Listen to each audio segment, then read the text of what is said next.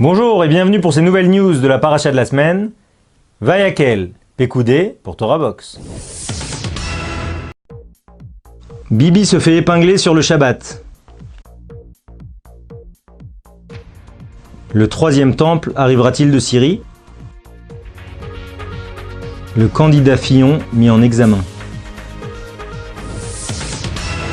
Alors cette semaine, Bibi Netanyahou qui a été rappelé à l'ordre par les ministres orthodoxes du Chasse, Yadut Torah, puisque en fait, Shabbat dernier, il a organisé une réunion chez lui, à la maison. Alors, à sa décharge, il a dit que c'était ses ministres qui étaient venus, d'eux-mêmes, à propos d'un problème extrêmement important en ce moment dans la vie israélienne, à savoir le maintien ou non de l'autorité de diffusion, comme la RTB en France, l'autorité de diffusion. Alors, le problème, c'est que c'était une planque pendant des années. Il y a une loi qui est passée en 2015 pour la faire fermer, avec une autorité nouvelle, mais qui ne dépend plus de l'État. Et dans les accords de coalition, c'était bien précisé que tout ce qui était médias communication, c'était du ressort du Premier ministre. Et là, le ministre des Finances, du Trésor, M. Carlon, parti Koulanou, fait blocage et dit non, on ne va pas annuler la création du nouvel organisme pour récupérer l'ancien, parce que c'est un manque à gagner, c'est honteux, on a déjà embauché 400 personnes, etc. etc., etc.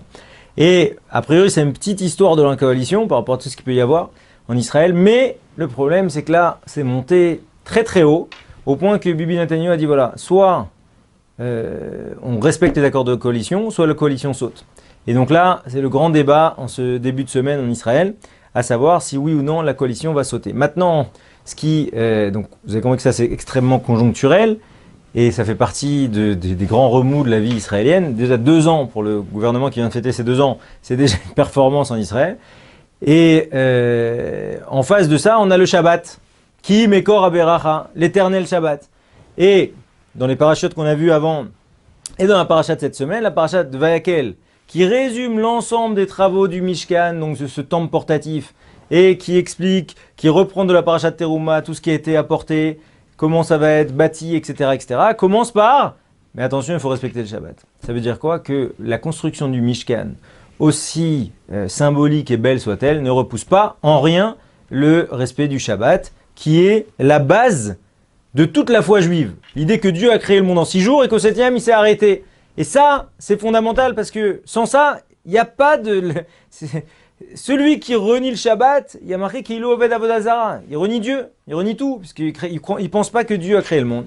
Et donc là, c'est un grand problème. Donc du coup, les orthodoxes ne peuvent pas laisser passer un truc comme ça.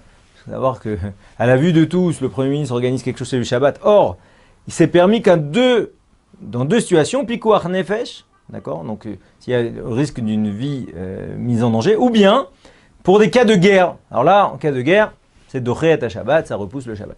Et donc là, ce point clé qui vient ouvrir notre paracha de la semaine, Rishon de la paracha de la semaine, s'impose très fortement aujourd'hui, car la question du Shabbat est malheureusement, notamment dans les instances israéliennes, toujours un combat. Mais bon, Hachem, de plus en plus de Juifs dans le monde, de plus en plus d'Israéliens en Israël, goûtent à ce trésor qui s'appelle Shabbat. Alors maintenant, c'est pas du tout dans mes habitudes, mais j'ai pas pu m'empêcher cette semaine de parler du 3e temple. Alors, j'essaye X fois, on m'a demandé, mais est-ce que dans l'actualité, on voit les temps messianiques, est-ce qu'on voit arriver la fin des temps, etc., etc. J'avoue que n'étant ni rave, ni astrologue, j'ai jamais été dans cette direction-là. Mais là, cette semaine, il y a un événement extraordinaire qu'il faut noter, ou en tout cas que moi je vous invite à noter.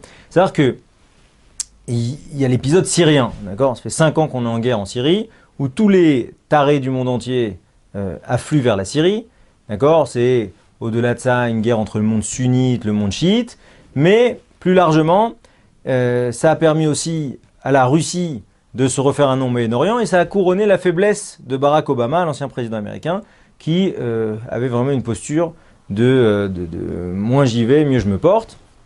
Eh bien, là, a priori les cartes étaient jouées, la Syrie est en train en tout cas Assad est en train de reprendre en main son destin, grâce notamment à la Russie, L'Iran s'est beaucoup investi pour garder son vassal syrien, d'accord, en utilisant notamment ses supplétifs libanais du Hezbollah. Et on arrive normalement bientôt au partage du gâteau, d'accord, ce qui est logique. Dans une guerre, on s'investit et en général, à la fin, on partage entre les gens qui ont su mouiller le maillot. Et bien là, a priori, avec Donald Trump, ça va être très différent. Et c'est ça qui est très intéressant. Donald Trump a déjà annoncé que bon, il fallait mettre un terme à l'État islamique, c'était pas normal. On parle de quelques milliers d'hommes. On a en face les plus grandes armées du monde. Tout le monde est d'accord qu'il faut en finir. Et Donald Trump a annoncé cette semaine le nouveau budget américain, America's First. Alors là, dans ce budget, en gros, c'est fin de la diplomatie américaine, ok, mais on augmente le budget de la défense. Et dans ce budget de la défense, on ne touche pas non plus aux aides à Israël. Mais en tout cas, hein, l'idée, c'est que tous les budgets, tous les ministres, tous les ministères ont été rabotés en dehors du ministère de la Défense. Alors, il faut savoir que Donald Trump a demandé 10% d'augmentation de crédit à la défense pour porter le budget de la... Donc, une augmentation de 54 milliards de dollars pour porter le budget à plus de 500 millions de dollars.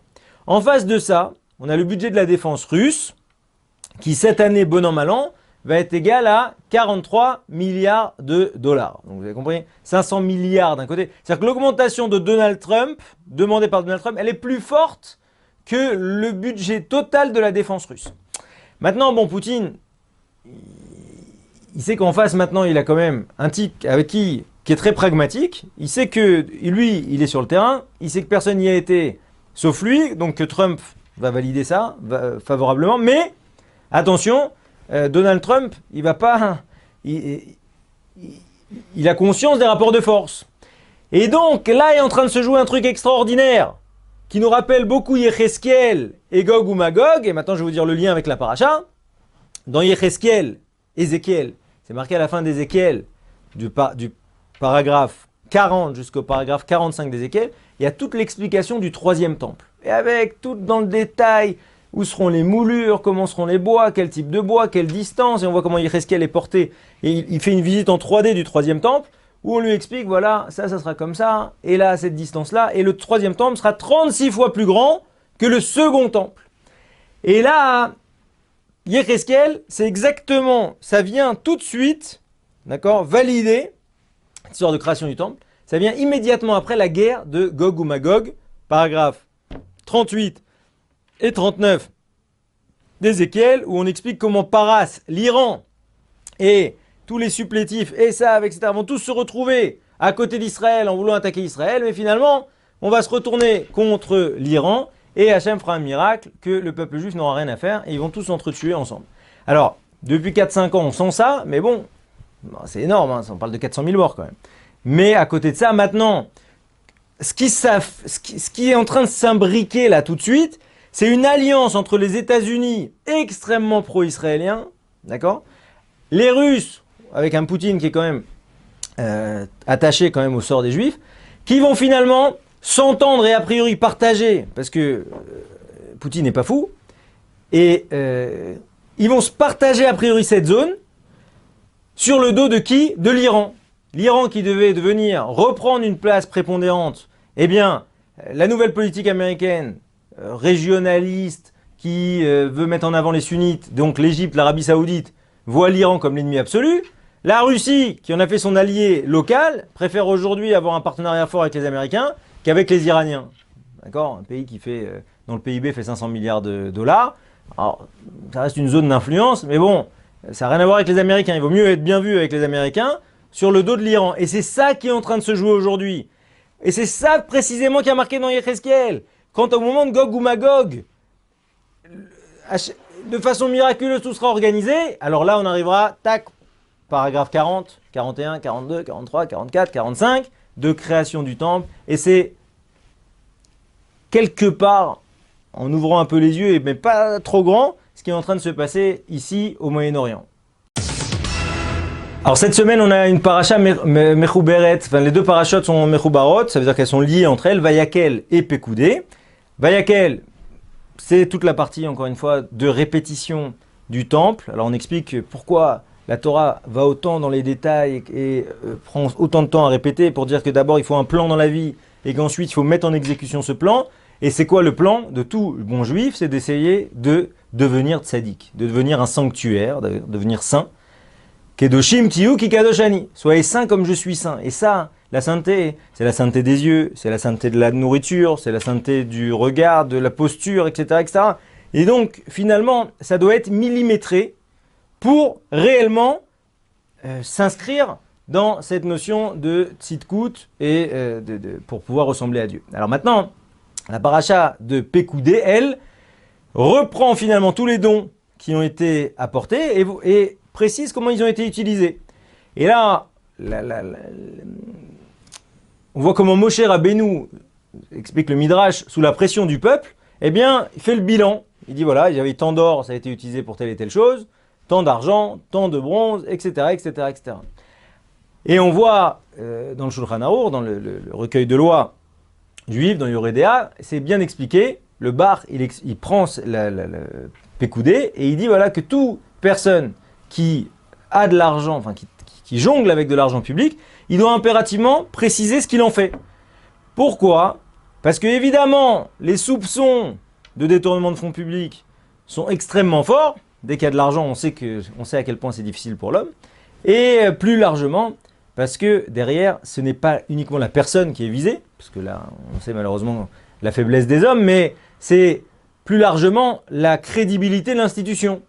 Et c'est précisément là que le Penelope Gate c'est très difficile pour nous. Alors même que la femme, Madame Fillon, avait annoncé que s'ils étaient mis en examen, eh bien François Fillon se retirait, eh bien, on voit que ça n'a pas été ça.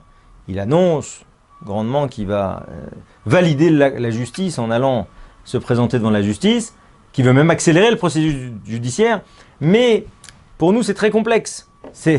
La paracha, on voit la force de la Torah. 3000 ans avant, qui déjà mettait en avant, attention, dès qu'il y a de l'argent public, il faut faire très attention.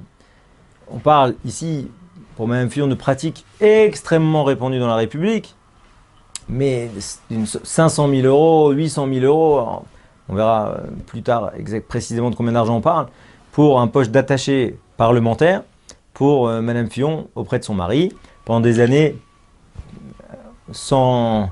En tout cas, ce qu'il faut retenir de ça, c'est vraiment chacun d'entre nous, dès qu'on commence à toucher à de l'argent public, il suffit même d'organiser une bourse d'anniversaire ou un restaurant et de prendre l'argent pour un restaurant, dès qu'on a de l'argent qui n'est pas à nous, on a une double chose. Rachad, ça veut dire qu'on est remis en question, et de l'autre côté, on a etc.